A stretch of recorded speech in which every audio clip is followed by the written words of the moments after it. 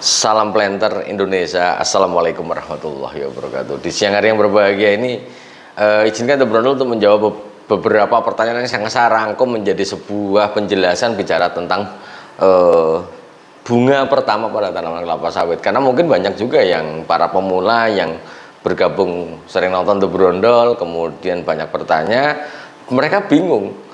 Kenapa tanaman sawit saya umur 7 bulan, ada yang 7 bulan, ada yang 9 bulan, ada yang 11 bulan, ada yang 12 bulan sudah keluar dompetnya nih Pak Pendi. Ada juga yang sampai 3 tahun nggak keluar dompetnya, mungkin sawitnya pelit kali. Bercanda aja. Jadi yang ingin saya jelaskan sahabat The Brondol bahwa bicara tentang bunga dompet ya, kapan sih pertama kali keluar pada tanaman kelapa sawit? Ya itu adalah sangat tergantung banyak faktor. Dan misalnya apakah dia dibibitkan stres atau tidak, pemupukannya bagaimana. Jadi kalau misalnya keluar 7 bulan, 8 bulan, 9 bulan keluar dompet adalah hal-hal yang normal saja. Namun biasanya tidak merata pada seluruh pohonnya. Namun ada beberapa individu pokok yang ada di lapangan yang kita tanam, dia mengeluarkan dompet, bunga dompet, baik yang kadang-kadang keluar jantannya, kadang-kadang keluar betinanya. Maka harus saya jelaskan.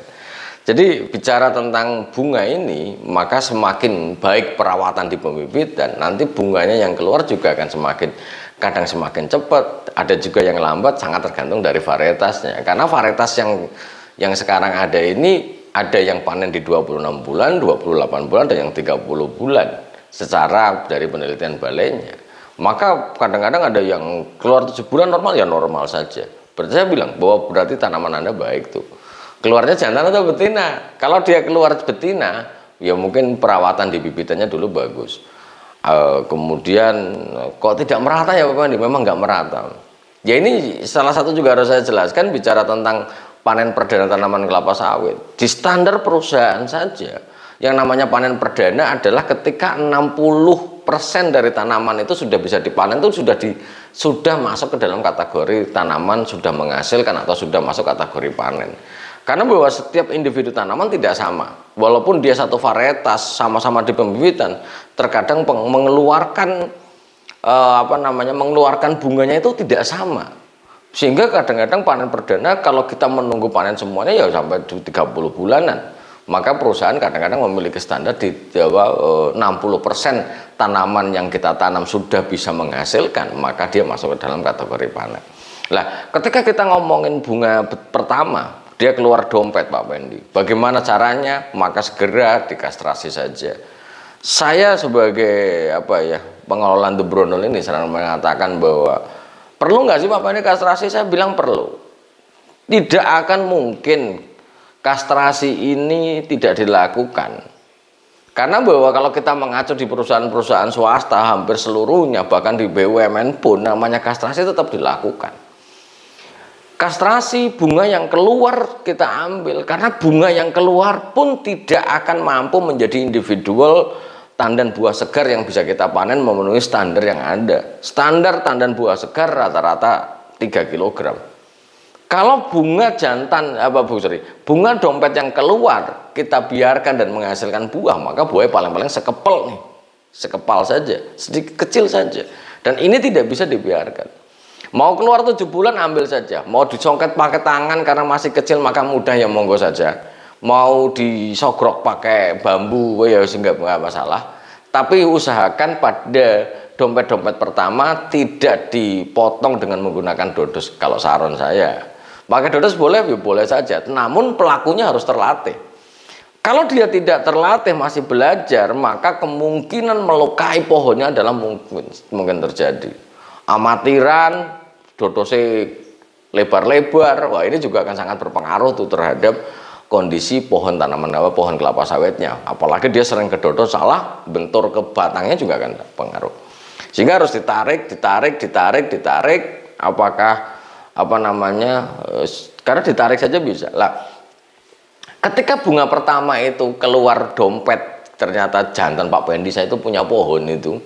Ternyata kok bunganya yang keluar pertama itu kok jantan semua. Maka yang dipertanyakan adalah di pembibitannya seperti apa. Biasanya pada tanaman-tanaman stres, pada bibit-bibit stres di usia di atas 2 tahun, maka keluar bunga apa kalau keluar dompet yang mengeluarkan bunga jantan ya hal-hal yang wajar saja, karena mungkin di bibitan, karena di bibitan sendiri kalau sudah 1 tahun, karena bahwa rekomendasi pemupukan itu untuk 1 tahun 0 sampai 12 bulan tuh, tapi kalau dia sudah 12 bulan biasanya hanya dikasih pupuk ekstra.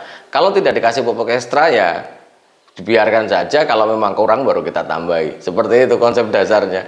Sehingga ketika dia sudah 2 tahun dan akarnya banyak kepotong, sudah tidak dipupuk, begitu ditanam keluar bunga jantan adalah hal yang normal saja. Tapi ingat bahwa bunga jantan yang keluar adalah sebagai tanda bahwa dulunya memang minus unsur hara di saat di pembibitan. Tapi apakah bisa normal kembali? Ya bisa saja. Selama jenengan yang nanam kelapa sawit itu pemupukannya bagus, airnya bagus, ya tetap akan normal kembali, dan genetiknya juga bagus ya pastinya. Nah, bicara tentang bunga pertama ini sahabat brondol, kalau dia keluar apa namanya jantan terus Pak Pendi, udah kastrasi aja. Sampai kapan kita bisa mengatakan bahwa ini adalah mengalami kelainan genetik? Maka di perusahaan itu ada skala waktunya. Jadi sampai dengan umur 3 tahun ternyata tidak membaik dan tidak menghasilkan bunga betina yang mumpuni, cut, ganti.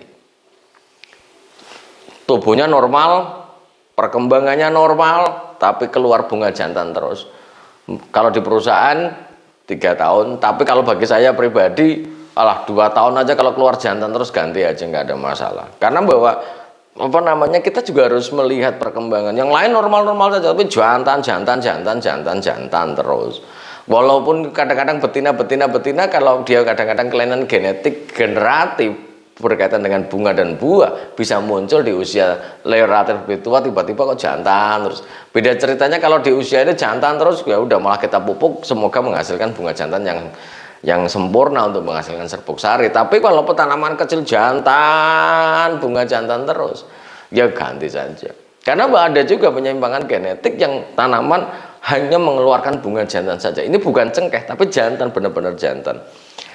Kalau misalnya bunga kelapa sawitnya banci, ya mungkin hanya beberapa saja yang hanya beberapa saja yang mengalami banci seperti itu. Nggak mungkin satu pohon semuanya juga tidak. Sehingga kalau misalnya kita memiliki di panen perdana, karena masih banyak orang mengatakan, ada juga yang TikTok mengatakan kastrasi adalah sebuah pekerjaan membuang-buang biaya dan waktu. Saya tidak sepakat dengan itu. Kalau itu membuang-buang biaya dan waktu, kenapa hampir seluruh perusahaan, ya mau ada yang S2, S3 yang di perusahaan penelitinya tetap melakukan sebuah rekomendasi, tetap dilakukannya kastrasi. Itu.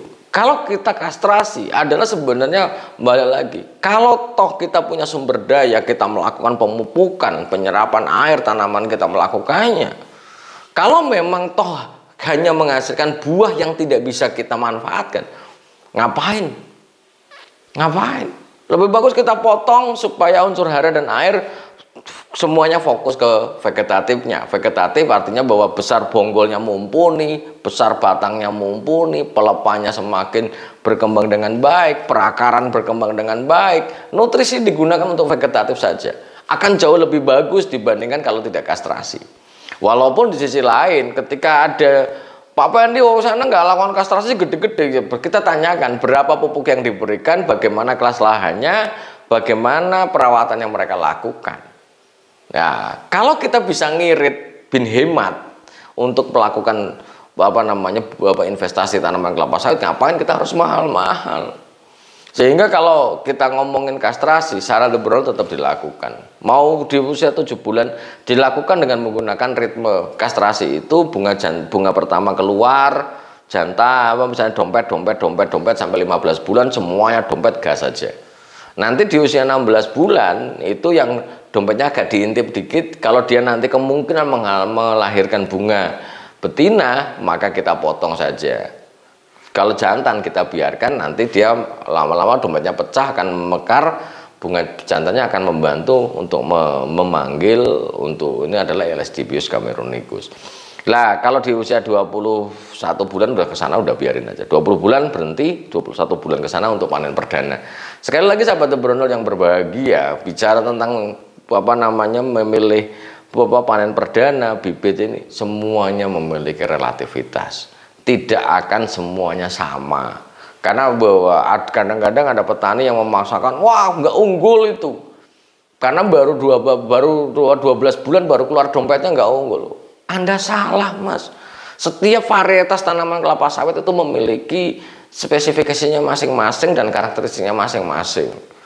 Itu. Jadi kita itu tidak bisa mengatakan A baik, B tidak. Sangat tergantung banyak faktor yang melatar belakangi terhadap pertumbuhan tanaman kelapa sawit, termasuk pembungaan perdana pada tanaman kelapa sawit ini. Mungkin itu sih yang dapat saya sampaikan pada kesempatan yang berbahagia di siang hari yang cukup panas ini.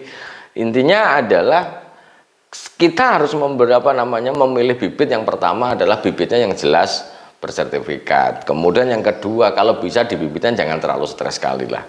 Artinya bahwa usia 9 sampai 15 bulan yang sering saya sampaikan menjadi umur yang paling efektif menjadi bahan tanam untuk di lapangan adalah sangat penting.